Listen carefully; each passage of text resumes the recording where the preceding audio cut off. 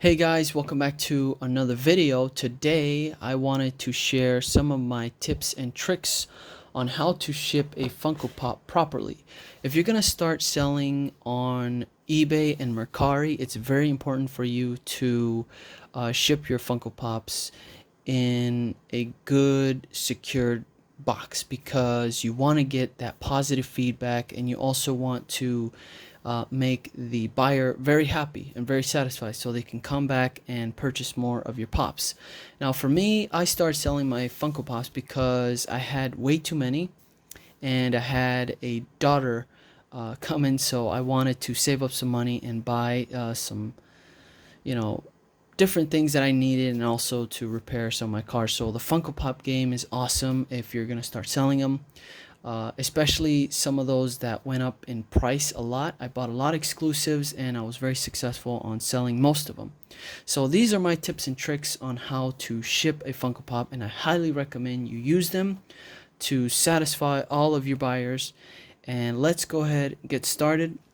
Another reason why I wanted to sell my collection was there's just too many, right? I had over 600 pops, and I wanted to downsize to 200.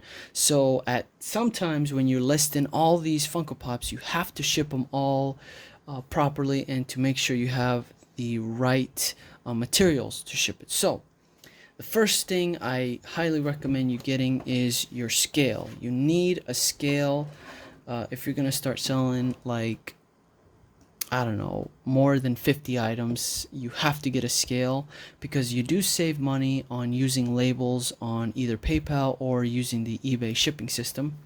So a scale like this, I've had this one for years. This one costed me about $15 to $25, I'm not sure, at Walmart. Very good scale. The battery life lasts for a long time. I don't even recall when's the last time I changed the battery on this guy. Next up, you want to buy the right size box. A lot of sellers, when you buy on Mercari or eBay, I noticed that they ship in very awkward boxes, and they're probably not familiar with what size box to get. So here's the size that I purchase. It's 7 by 5 by 4, and I buy these on eBay at 25 per pack, and they're about 55 cents each, and that's not bad. So that's $13 for a 25 pack, and these boxes are very good. It's very sturdy, as you can see. A lot of times sellers use very thin boxes, and the pop gets damaged, or the box is way too small where the pop just barely fits in the package. They ship it out, and then when you receive it, there's like the corners damaged, or it's just not enough space to put packaging material, which I'll be talking about here next. Packaging material, you can always buy paper. I bought like 1,000 of these reusable writing paper or whatever on eBay for about like $10, which is not bad. You can buy all sorts of different size paper. I think just having paper like this, like a regular standard letter paper, is just enough for me to protect the pop. And next up, really highly recommend getting you guys this, a roll of bubble wrap. This is such a great way to ship a Funko Pop just because it protects it so much. And what I do is buy a roll of this stuff on eBay for about $10. Forgot the size, but it's a lot bigger than this, and it's about $10, and it's perforated, which means it cuts every 12 inches, which is nice. So I use one of these for every single pop. So if I'm selling a single, I would use one of these and one piece of paper to package all up. Blah, I'm mumbling here. Package it all up, and I'll be showing you how I do that here in just a minute. You gotta have scissors just in case you don't have your sticky labels. If you don't have like a zebra label printer, and you're just gonna be printing out a label from a regular printer and just cutting up the label like that. And next up is your tape. Make sure to get very good durable tape there's a lot of places that sell very expensive tape like Max Office or whatever, Office Max. I always get that confused. But some of the stuff they sell on eBay is too cheap also. Like the tape just is not that strong enough. So you want to find good, reliable tape. I recommend going to EcoSwift. They have awesome tape on eBay and it's very cheap.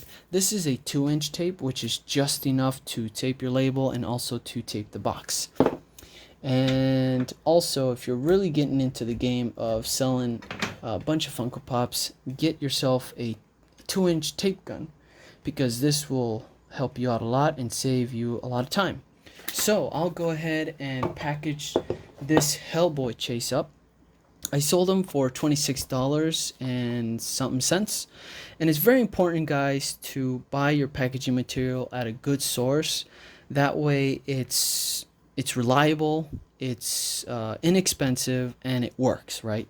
So you have to make sure you're finding the right suppliers for this stuff, because if it just doesn't come all together very well, it might just screw up your whole transaction with that buyer. So make sure to always get the right stuff. And I'll be leaving links in the description below so you can go check out these sellers that I usually buy my stuff at. So while I'm packaging up my item here, I'm actually going to pause this so we can get on to the second part of this video. Alright, let's go ahead and box this Funko Pop up. So I'm in the frame here, and I usually just tape it once.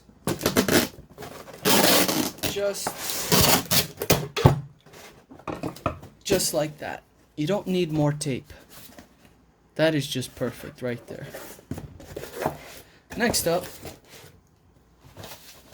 I grab my bubble wrap. And it's pretty cool about this because it's all the same size. No matter how you put it, it's just one square, right? So 12 by 12 by 12 by 12. It's just one big square. So I try to center it up. Then I grab my Funko Pop and I let it kind of go in there. So all sides and corners are safe from damage. Sometimes you'll get a side that has more than the other and you can always reset it or whatever, but I think this is just fine for me. Then I grab my piece of paper, kind of crunch it up. And what's good is that if the seller wants to open on the bottom, it's safe from getting that box cut from the bubble wrap. And then this is also another piece of protection. As you can see, there's still some more space on the top to add more protection to your pop. If you want to add another bubble wrap, you could, but it's a little bit more expensive, so I try to use just one at a time, and the paper works real good. And you want to make sure not to have too much. You want to kind of spread that out, kind of flatten it out, spread it out, so it doesn't kind of crush the box when you put the flaps down and tape it down. There we go.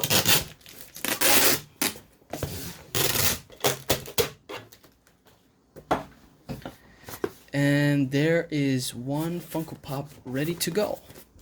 And the seller will get it, or the seller, the buyer will get it and be very satisfied with this. Nice little box they can reuse. Then I go ahead and weigh this guy. And what's nice is that we already know that this is a 7 by 5 by 4 box, so you don't have to measure it with the measuring tape. That's one thing I was gonna kind of add to my list of to get items for new buyers. But if you're gonna get the 7 by 5 by 4 box, you don't really need it unless you're doing multiple pops, and I guess you could have it in your arsenal of items to ship. So this guy is 9 pounds and 15 ounces. We won't round up to 10 because it didn't make it to 9.5. Once you start going up to 9.5, you want to round up to the next ounce, which is 10. And if it's lower than that, just go by 9. The post office won't make it a big deal, I guess. So let's go ahead and print that label out. I'll go do that here on my computer. I got it all ready. So I'll go in and print shipping label. Put 9 ounces, 7 by 5 by 4. It's fairly quickly. Got my nice printer here. This is the Zebra LP2844, which prints out 6 by 4 labels, which is perfect. Here we go. So this label is going to cost me $4.19. Now shipping has gone up a lot for first class, so you want to make sure not to use a lot of packing material. And I don't advertise for pop protectors just because it will cost more money if I put this on there. You see how it went up? So that would be like another $1 or 50 cents to your shipping label if you add that protector. So you're at 10.65. Now you're going to have to go to 11 ounces, which is probably another 50 or 70 cents to your label. And that does affect your sales because you want to make as much profit as you can. Now we're going to print that label out, and it's going to come out through this little guy. Not sure if it's... I have to reset it. Here we go. Alright guys, technical difficulties, it happens. Alright. Now it should be printing. Do apologize for the very botched, unedited video, but I wanted to make it as real as possible here. So what's nice about this is you'll get your tracking number, which is very important to the customer and very important to you as a seller on eBay or Mercari, so they can track that and you don't get screwed by the buyer and you don't lose money. So there is my label, and I like to put it on the side here. That way the box is very nice and clean, and if the buyer ever wanted to reuse the box, they could, and it's not an inconvenience for them if the label is on the top where it just looks kind of ugly. I like to have it on the side which is nice and clean. They scan it, good to go, and you have a successful transaction there. So that is how I ship my Funko Pops. So hopefully these tips and tricks help you out on your selling endeavors on eBay or Mercari. And if you enjoyed this video, please give it a thumbs up. It helps me out a lot. Any questions, guys, please comment below and I'll try to get back to you as soon as possible. And if you enjoyed this content, please don't hesitate to subscribe to the channel and check out my unboxing videos that I love to do on the channel. Take care, guys, and I'll see you on the next one.